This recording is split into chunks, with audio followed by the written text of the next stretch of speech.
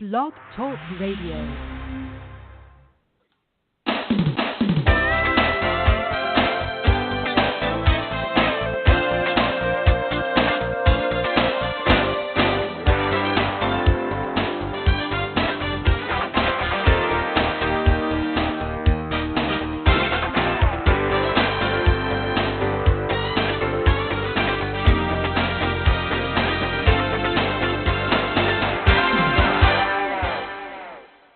Good morning and welcome to this week's segment of Live Without Limits.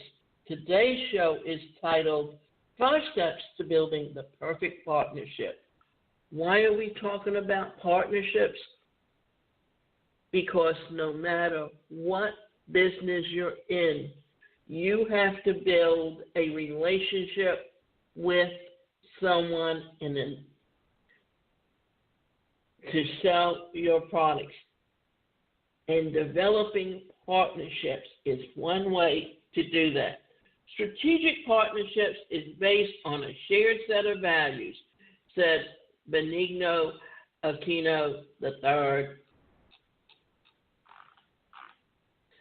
One of the biggest temptations for new entrepreneurs of any age is to jump into starting a business with a friend, someone you've met at an industry event, for instance,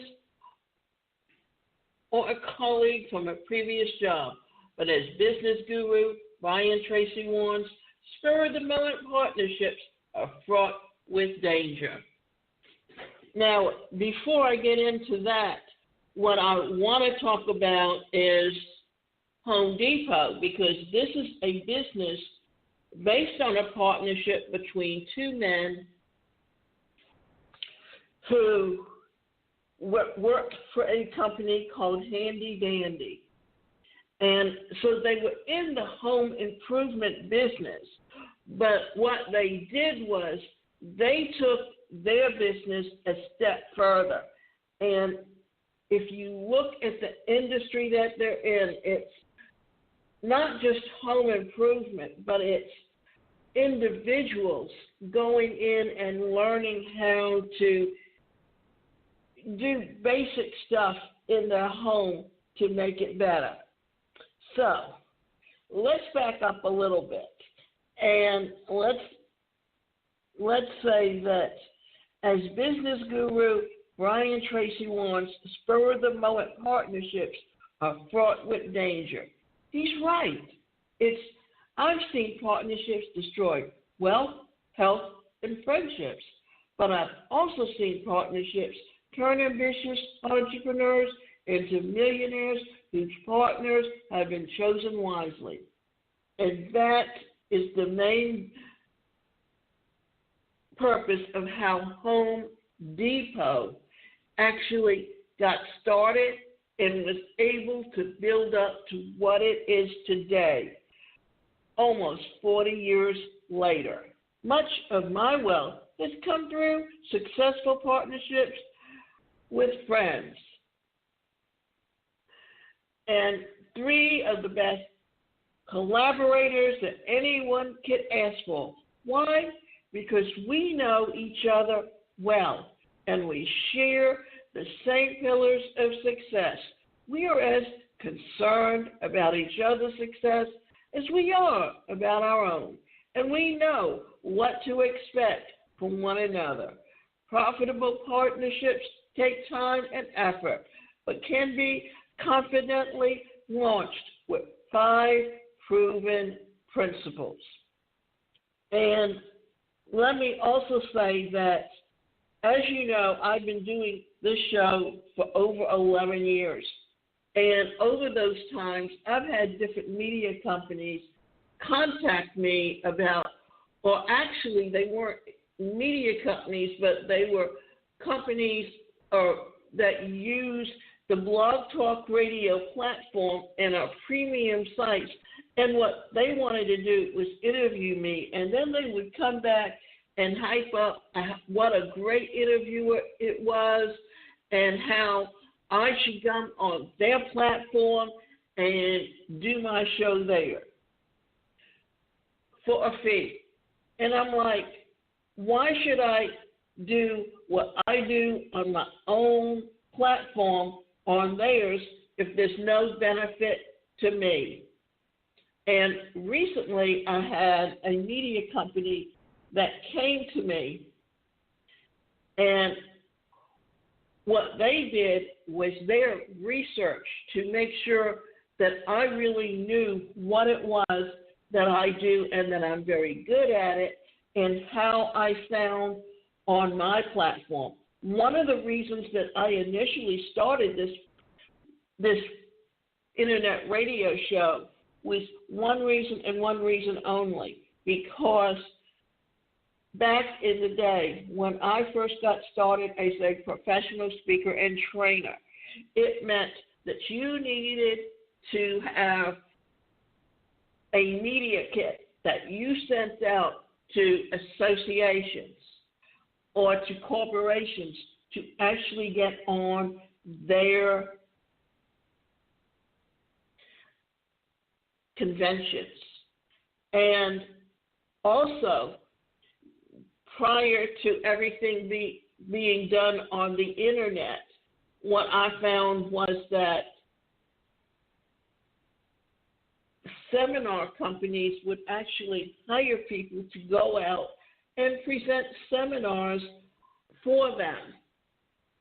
They paid you $250 a day, plus you got a percentage off of any sales that you made from products that were at the back of the room.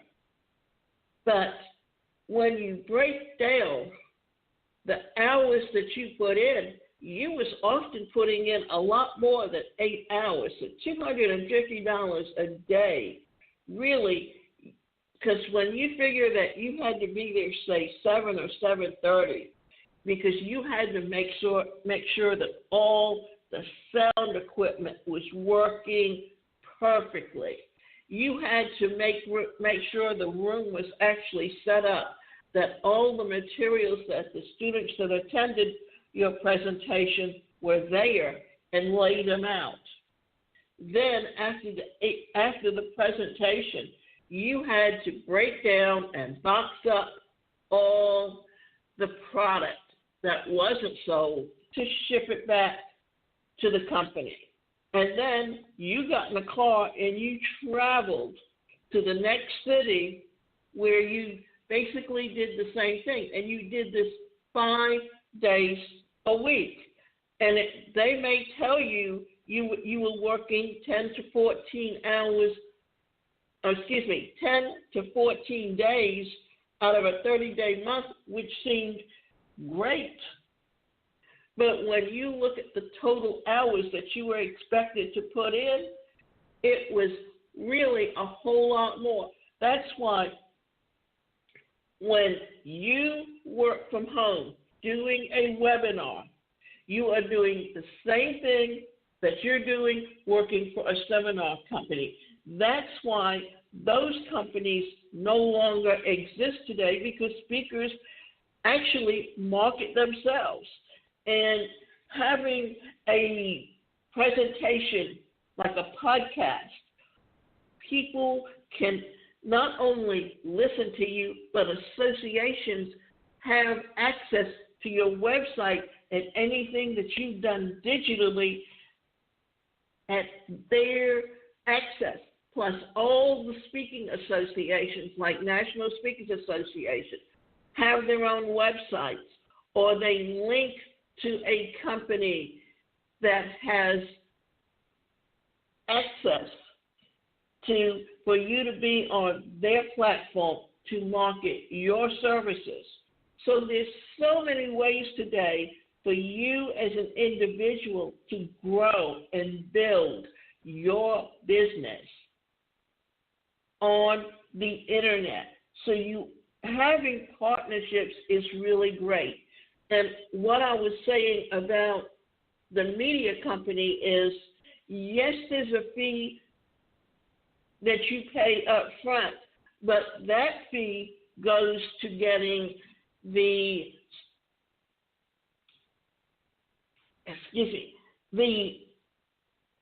the microphone and the boombox and the things that you would hook to your computer so that when you do your radio show, it sounds perfect and you don't lose it.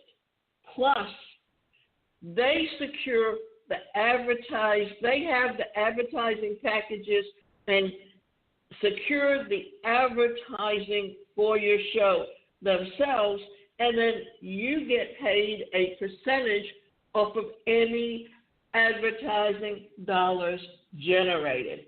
So it's a win-win for both of you because you not only make back the money that you put out for the training, but you have an opportunity to make a profit. So in that sense, you really understand that how and compare what one company is doing and how another company is doing it in a way that they're looking to generate money for their business through their podcasting platform, whereas if they were on there themselves, they would be paying the premium fee, but they wouldn't be earning any money unless they went out themselves and secured other companies to advertise on their show. So, profitable partnerships take time and effort, but can be confidently launched with 5 proven principles. Know thyself and know the partners. You can't make a good deal with a bad person, Warren Buffett once said. He would know. Buffett and his partner, Charlie Munger, have been working together since 1959. A person's past behavior is the best prediction of future behavior, but you won't know a partner's past and true self if you just jump into business after a couple of drinks at a conference. I've seen this happen and watched partnerships go sour. Not anyone. Author Dave Kekich said it best. Don't enter into a business relationship with anyone unknown to you without requesting references dating back to at least 10 years. If your potential partner doesn't have good, enduring relationships, stay away. It sounds harsh, but it's true. A person's behavior has a tendency to repeat, and a cycle of bad habits will likely continue. If you see signs of these pitfalls, avoid a partnership. One of the things that we are talking about here is behavior patterns, because these are inborn behavior patterns where you can have someone that the mask they wear when they're out in the world is one thing, but they can turn around and stab you in the back repeatedly because they're users and they're takers. And the idea is if you can read people, if you can read their behavior, you will be very good at being able to assess different people and their behavior patterns. Because, you know, you want to work as a team, but you have to have people that want to be team players. And when you have two people that are one behavior pattern and they each want to be dominant, then guess what? You're going to have clashes. And let me sit down and explain something to you, or tell you a little story. That what you're seeing is, especially when you're looking at President or Donald Trump, yes, the presidency to him is an ego booster. Why? Because he really thinks he's above the law and he can do whatever he wants, however he wants to do it. And No one should ever question him. And yet, what happens with him is, and if you look at the Apprentice and what's going on in his presidency, he demands that you be loyal to him. And if you can't be loyal to him, guess what? You're out the door, because that's just who he is and how he thinks about himself. Start with a clear communication and expectation. Have adult conversations from the get-go. Establish who is responsible for what parts of the business. Make the partnership terms clear and concise, and be sure to write them down. A single-page summary of responsibilities should do to start. That's where you really need to understand an individual's behavior pattern. Why? Because if I'm a dominant personality, I can see the whole picture, but I may not be able to know how to break it down. If I'm an I personality or an inspirational, I'm very outgoing, I'm very verbal, I can sit down and talk to people at a party and really bang things out. A steadiness personality is someone who literally goes by the book. When they work for the company, they will read the manual from cover to cover, and they will literally do exactly what that company says a project should be done. But if you're a C personality, then that means your behavior pattern is one of conscientiousness, and you become very questioning of everything. Now, we all have these behavior patterns within us, but which are the ones that are above the midpoint and which ones are below the midpoint? And why is that important? Because the ones that are above the midpoint are our dominant behavior patterns. And if I'm a high D and I, then I would want someone who's a very high S and C. Why? Because that way we complement each other, we get things done, because we can break it down to what are the things that we enjoy doing the most and how we can do it in a way that brings business to us and not create a conflict. Get it in writing. This is the biggest thing that business partnerships don't always do. Why? Because they think they have a verbal agreement. But you know, if it's not written down, then if things go south, then one party can beg out and say, I'm not responsible because I did not sign on the dotted line. So speaking of writing, craft a strategy, not only for success, but for failure. Put your goals and mission in clear, concise language. Also, define an exit strategy for yourself in case the business tanks. It must be clear how the business will be divided, or if there is a way for one partner to buy the others out. All of these are standard in partner contracts, but if you don't have them in place, things can get ugly. Don't enter into a business relationship with anyone unknown without requesting references dating back at least 10 years. If your potential partner doesn't have good, enduring relationships, stay away. It is important that if you really don't know anyone, but that say you want references. Why? Because you want to know what kind of character they have. You want to know what kind of business sense do they have. What kind of experience do they have in the past that can help them in the business today?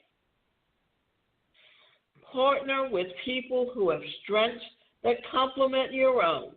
There's little sense in partnering with a great copywriter if you're also a great copywriter.